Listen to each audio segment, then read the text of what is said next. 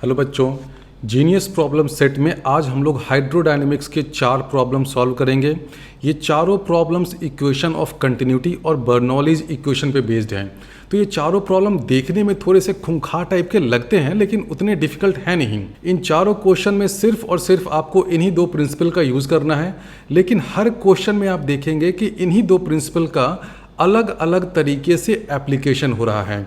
तो ये पहला प्रॉब्लम है, ये दूसरा प्रॉब्लम है, ये तीसरा प्रॉब्लम है और ये 4th प्रॉब्लम है। तो इन चारों प्रॉब्लम्स को आप खुद से अटेम्प्ट करिए और उसके बाद आप मेरा सॉल्यूशन वीडियो देखिए। फर्स्ट क्वेश्चन सॉल्व करते हैं। As shown in figure, water from a large reservoir flows without viscous effects through a siphon of diameter capital D and into a tank. ये लार्ज रिजर्वॉयर है, बहुत ही बड़ा reservoir है। इससे पानी निकल रहा है और एक टैंक में जा रहा है, पाइप के थ्रू जा रहा है जिसका डायमीटर कैपिटल डी है। It exits from a hole in the bottom of the tank as a stream of diameter small d. The surface of the reservoir remains capital H above the bottom of the tank. Tank में जो पानी आ रहा है वो इस छोटे से orifice या एग्जिट के थ्रू निकल जा रहा है। और क्वेश्चन में ये भी दे रखा है कि the surface of the reservoir remains H above the bottom of the tank, यानी कि ये वाला जो सरफेस है ना, ये बॉटम ऑफ द टैंक से H हाइट पर ऊपर रहता है और ये कांस्टेंट रहेगा। क्यों कांस्टेंट रहेगा? क्योंकि क्वेश्चन में दे रखा है कि ये लार्ज रिजर्वॉयर है। मान लीजिए कि ये बिल्कुल नदी टाइप का है, तालाब है, बहुत बड़ा तालाब है, ओशियन है। तो ओशियन में से अगर आप किसी एक पाइप से पानी निकालेंगे तो ओशियन के वाटर लेवल पे तो कोई फर्क पड़ना नहीं है। तो उसी तरह से ये लार्ज रिजर्वॉयर है और ये टैंक है। और क्वेश्चन में ये भी दे रखा है कि for steady state conditions the water depth in the tank small h is constant, यानी कि थोड़ी देर के बाद आप देखेंगे कि ये जो टैंक है इसमें भी वाटर लेवल, ये जो हाइट है स्मॉल h, ये भी कांस्टेंट हो जाता है। तो क्वेश्चन आपसे पूछा है कि find an expression for h in terms of capital H, capital D and small d। तो क्वेश्चन समझ लीजिए क्या हो रहा है। अब ये पढ़ने में और देखने में थोड़ा सा डरावना लग रहा होगा, लेकिन बहुत सिंपल क्वेश्चन है ये। अब इसी तरह के क्वेश्चन एडवांस्ड में पूछे जाते हैं जो देखने में तो डिफिकल्ट लगते हैं। कॉम्प्रिहेंशन बेस्ड पैराग्राफ टाइप जो क्वेश्चंस होते हैं कि देखने में डिफिकल्ट लगेगा, लेकिन अगर आप उसकी वर्डिंग और कॉन्टेक्स्ट को समझ लेंगे तो उसको सॉल्व करना बहुत आसान है। तो क्वेश्चन में देखो हो क्या रहा है। ये बड़ा सा रिजर्वॉयर है, इस बड़े से रिजर्वॉयर से पानी निकल रहा है इस पाइप के थ्रू जिसका डायमीटर है कैपिटल डी। अब क्योंकि ये रिजर्वॉयर बहुत बड़ा है तो इसका ये वाला जो हाइट है कैपिटल H वो कांस्टेंट रहेगा। आप एक बड़े से नदी या बड़े से तालाब से पानी अगर निकाल रहे हैं तो आपके पानी निकालने से तालाब का जो वाटर लेवल है वो कोई अप्रिशिएबल अमाउंट से चेंज नहीं करेगा। तो ये कैपिटल H कांस्टेंट रहेगा। क्वेश्चन में ये दे रखा है कि स्टेडी स्टेट में ये जो टैंक है इसका भी वाटर लेवल कांस्टेंट हो जाता है। किस लेवल पे कांस्टेंट होगा, यानी कि H की क्या वैल्यू होगी, वही आपसे पूछा है। तो इस तरह के क्वेश्चन को सॉल्व करने के लिए ऑब्वियसली आपको देखना पड़ेगा कि इस छोटे से टैंक में जो पानी आ रहा है वो किस वेलोसिटी से, किस फ्लो रेट से आ रहा है। तो ये जो टैंक है इसमें पानी देखिए इस पाइप से आ रहा है। तो हमें पता करना है कि ये जो पानी यहाँ पर आ रहा है आते टाइम उसकी वेलोसिटी क्या है। आप वेलोसिटी फाइंड करिएगा तभी तो आप फ्लो रेट या जो भी फाइंड करना चाहते हैं वो कर सकते हैं। तो मैं क्या पता करना चाह रहा हूँ, मैं ये पता करना चाह रहा हूँ कि यहाँ पर इस पॉइंट पे वाटर की वेलोसिटी क्या है इस पॉइंट पे। अब जब भी आपको किसी पॉइंट पे वाटर की वेलोसिटी पता करना हो तो वेलोसिटी और प्रेशर में बर्नौलीज प्रिंसिपल से रिलेशन आता है। तो आपको पता करना है इस पॉइंट पे। इस पॉइंट का नाम मैं दे दूँ 2 मैं इसलिए दे रहा हूँ क्योंकि पॉइंट 1 मैं इधर लूँगा, क्योंकि पानी तो इधर से आ रहा है ना, तो पॉइंट 1 मैं इधर कहीं दूंगा। तो मुझे इस पॉइंट 2 पे वाटर की वेलोसिटी पता करना है। कैसे पता किया जाए? बहुत अच्छा क्वेश्चन है। पानी आ कहाँ से रहा है? पानी आ रहा है इधर से। तो इधर मैं कहीं एक पॉइंट 1 ले लेता हूँ और पॉइंट 1 और 2 से कनेक्ट करता हुआ ऑब्वियसली कोई स्ट्रीम लाइन होगा। ऐसे ऐसे ऐसे ऐसे स्ट्रीम लाइन आ रहा है। अब क्योंकि ये स्ट्रीम लाइन आ रहा है तो हम लोगों ने बर्नौलीज प्रिंसिपल में सीखा था ना कि आप एक स्ट्रीम लाइन पे भले वो कर्व्ड क्यों ना हो 2 पॉइंट ले लीजिए। तो एक पॉइंट हमने यहाँ लिया 1, यहाँ पे लिया 2। इन दोनों पॉइंट पे वो वाला जो रिलेशन होता है pressure plus rho g z plus half rho v square वो कांस्टेंट होगा। समझ गए? तो हम लोग क्या कर रहे हैं, यहाँ पर ले रहे हैं एक पॉइंट 1। अब आप कहेंगे कि आपने ये पॉइंट 1 यहाँ क्यों लिया? यहाँ पर मैंने इसलिए लिया क्योंकि देखिए ये जो पॉइंट है ये एटमॉस्फेयर से एक्सपोज्ड है। तो इस पॉइंट का प्रेशर मुझे मालूम है। प्रेशर क्या हो जाएगा? P0, P एटमॉस्फेरिक होगा। अगर आप बहुत ज़्यादा जोश में आकर के बोलते हैं कि नहीं सर कि यहाँ पे तो आपने पॉइंट 2 लिया है बिल्कुल पाइप के एग्जिट के पास, तो पॉइंट 1 हम लोग यहाँ पर क्यों ना ले लें। बिल्कुल लेने को ले सकते हैं, लेकिन प्रॉब्लम क्या होगी कि यहाँ पर फिर वेलोसिटी क्या है वो आपको नहीं पता। यहाँ पर कुछ वेलोसिटी होगी लेकिन क्या होगी नहीं पता, यहाँ पर प्रेशर क्या होगा नहीं पता, क्योंकि ये वाला जो पॉइंट है ये तो एटमॉस्फेयर को एक्सपोज नहीं है ना। इस पॉइंट का प्रेशर क्या हो जाएगा, ये वाला हाइट प्लस एटमॉस्फेरिक प्रेशर के कारण प्रेशर वो सब होगा। तो आप अपनी लाइफ को जितना आसान कर सकते हैं उतना आसान करिए। तो पॉइंट 1 हमने ये लिया, पॉइंट 2 हमने ये लिया। अब आप कहेंगे कि आपने पॉइंट 2 यहाँ पर ले तो लिया है, लेकिन इस पॉइंट 2 का प्रेशर भी आपको नहीं पता है। बिल्कुल सही सोच है आपकी। तो इस पॉइंट 2 का प्रेशर मैं पता कर लूँगा। तो अभी तो आप ये समझ लीजिए कि मैंने क्या लिया है, मैंने 2 पॉइंट्स लिया है 1 और 2। इन दोनों पॉइंट्स पे मैं बर्नौलीज प्रिंसिपल लगाता हूँ। बर्नौलीज प्रिंसिपल लगाऊंगा तो क्या होगा, प्रेशर एट 1 क्या हो जाएगा, एटमॉस्फेरिक प्रेशर P0 प्लस इसका हाइट कितना है, कैपिटल H है ना, और ये वाला जो लेवल है ये लेवल हाइट इजकल टू 0 है, Z इजकल टू 0। तो सारा जो हाइट है हम लोग इस लेवल से बॉटम ऑफ द टैंक या बॉटम ऑफ द रिजर्वॉयर से लेंगे। तो इस पॉइंट की हाइट कितनी है, कैपिटल H है, तो ये कितना हो जाएगा, rho g capital H plus half rho v square, velocity वाला टर्म लेना होगा।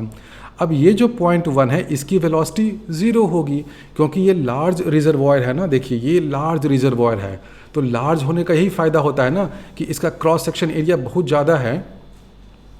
तो इस पॉइंट की वेलोसिटी कुछ भी हो, V2 कुछ भी हो, V1 जो है ये वाला पॉइंट की वेलोसिटी 0 होगी। ये अजम्पशन बिल्कुल सही है, क्योंकि ये रिजर्वॉयर तो लार्ज है ना। आप देख रहे हैं कि इसका हाइट जो है वो बिल्कुल डिक्रीज भी नहीं कर रहा है, यानी कि इस पॉइंट की वेलोसिटी 0 होगी। तो जो हम लोग बर्नौलीज प्रिंसिपल लिखेंगे तो जो हाफ रो वी स्क्वायर वाला टर्म है यहाँ पे 0 आ जाएगा। दिस इज इक्वल टू, अब आप आइए पॉइंट 2 पे। पॉइंट 2 पे आपको प्रेशर फाइंड करना है। अब इस जगह पे कुछ लफड़ा हो रहा है। लफड़ा ये हो रहा है कि ये जो पॉइंट 2 है वो इस फ्री सरफेस से नीचे है। तो आप ये नहीं कह सकते हैं कि पॉइंट 2 का प्रेशर एटमॉस्फेरिक प्रेशर के बराबर होगा, ये आप नहीं कह सकते हैं। तो मान लीजिए कि ये जो पॉइंट 2 है ये फ्री सरफेस से Z2 हाइट नीचे है, जहां पर पाइप का एग्जिट हो रहा है उस पॉइंट का depth from the free surface. तो यहाँ पर प्रेशर क्या हो जाएगा, एटमॉस्फेरिक प्रेशर प्लस इस Z2 हाइट के कारण जो प्रेशर आया उसको लिख देंगे P0 प्लस रो जी Z2। ये समझ लीजिए कैसे आया। हमें पता करना है इस पॉइंट 2 पे प्रेशर कितना है। ये पॉइंट 2 जो है वो फ्री सरफेस से Z2 डेप्थ पे है, तो प्रेशर क्या हो जाएगा, atmospheric pressure plus pressure because of this Z2 depth कितना हो जाएगा, P0 प्लस रो जी Z2। हाइट के कारण जो यहाँ पे टर्म आता है वो क्या हो जाएगा, उसमें आप लिखिए प्लस रो जी। अब देखिए कि इस पॉइंट 2 का हाइट कितना है, ये जो हमारा रेफरेंस लेवल है इससे कितना हाइट हुआ, यहाँ तक है H और ये Z2 नीचे है, तो इस पॉइंट 2 का हाइट कितना हो जाएगा, H माइनस Z2।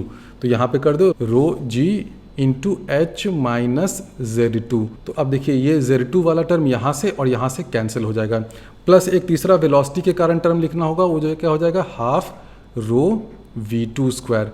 तो इस इक्वेशन को देख लो भाई, बहुत ही जादुई इक्वेशन है, समझ लो ये कहाँ से आया, सिंपल बर्नौलीज प्रिंसिपल से आया। इसको अप्लाई करना मुश्किल होता है इस तरह के डिफिकल्ट सेटिंग में। पॉइंट 1 में हमने यहाँ पे चुना, जानबूझ करके चुना, क्योंकि इस पॉइंट पे वेलोसिटी 0 है और प्रेशर जो है वो एटमॉस्फेरिक प्रेशर है। अब आप देखिए इसको सिंप्लीफाई कर सकते हैं, P0 कैंसिल हो गया, रो जी Z2 यहाँ से और रो जी Z2 यहाँ से कैंसिल हो गया, तो बचा क्या, बचा बस 2 टर्म, इधर बचा रो जी कैपिटल H, इधर बचा rho g small h, this is equal to half rho V2 square. यानी कि हम लोग सीधे सीधे लिख सकते हैं कि V2 स्क्वायर क्या हो जाएगा, 2 times G into capital H minus small h।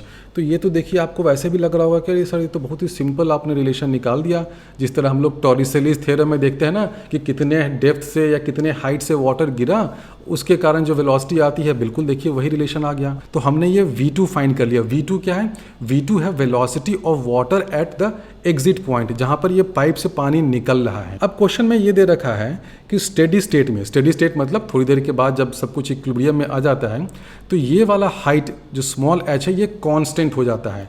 यानी कि इस टैंक में पानी का वॉल्यूम कांस्टेंट हो गया ना। जब इसका हाइट ही कांस्टेंट हो गया तो इस टैंक में पानी का वॉल्यूम कांस्टेंट हो गया।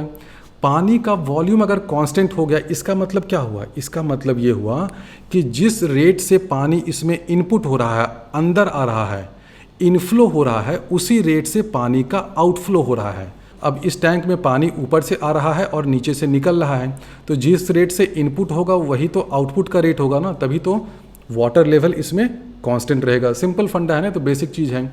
यानी कि अब आप कह सकते हैं कि जब इक्विलिब्रियम हो जाता है तो पानी के इनपुट का जो रेट है वही रेट है पानी के एग्जिट का। अब पानी के इनपुट का क्या रेट हो जाएगा?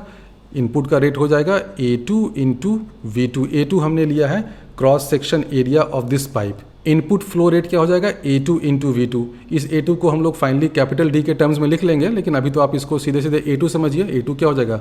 पाई R स्क्वायर कर सकते हैं, तो क्या हो जाएगा? पाई D स्क्वायर बाई 4 हो जाएगा। अभी मैंने सिर्फ इसको A2 लिखा है। तो पानी के इनपुट होने का रेट क्या है? A2 into V2।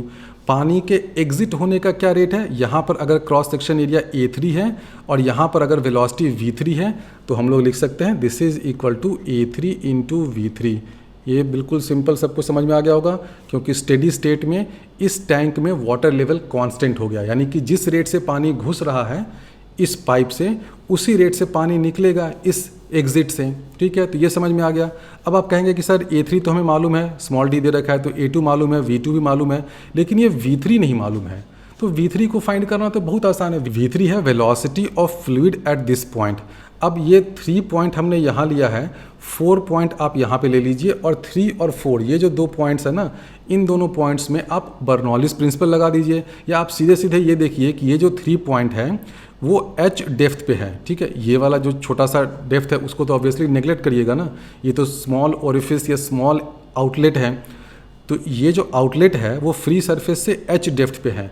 तो टॉरिसेलिस थ्योरम या वेलोसिटी ऑफ एफ्लक्स से आप लिख सकते हैं ना, क्या हो जाएगा? V3 is equal to root under 2G small h। ये तो कोई बच्चा भी जानता है। अगर आप डायरेक्टली इस फॉर्मूले को नहीं यूज करना चाहते हैं तो 0.4 और 0.3 के बीच में बर्नौलीज प्रिंसिपल लगाइए। आप देखिए कि 0.4 पे भी जो प्रेशर है वो एटमॉस्फेरिक प्रेशर है, 0.3 पे भी जो प्रेशर है वो एटमॉस्फेरिक प्रेशर है, क्योंकि 0.3 जो है वो एटमॉस्फेयर को एक्सपोज्ड है। दोनों पॉइंट के बीच में डेप्थ का डिफरेंस स्मॉल h है, उसी स्मॉल h वाले डेप्थ के डिफरेंस के कारण वेलोसिटी ये हो जाएगी। तो हमने क्या क्या लिख दिया? हमने ये लिख दिया कि V3 square this is equal to 2G small h।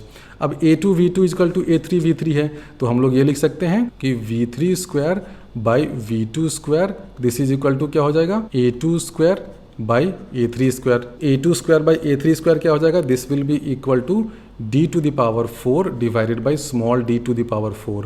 तो V3 square by V2 square जब करिएगा तो सिंपल है, ये क्या हो जाएगा? H divided by capital H minus small h this is equal to D to the power 4 divided by small d to the power 4। तो ये स्मॉल h का रिलेशन हो गया। Small h is equal to capital H divided by 1 plus small d by capital D whole to the power 4।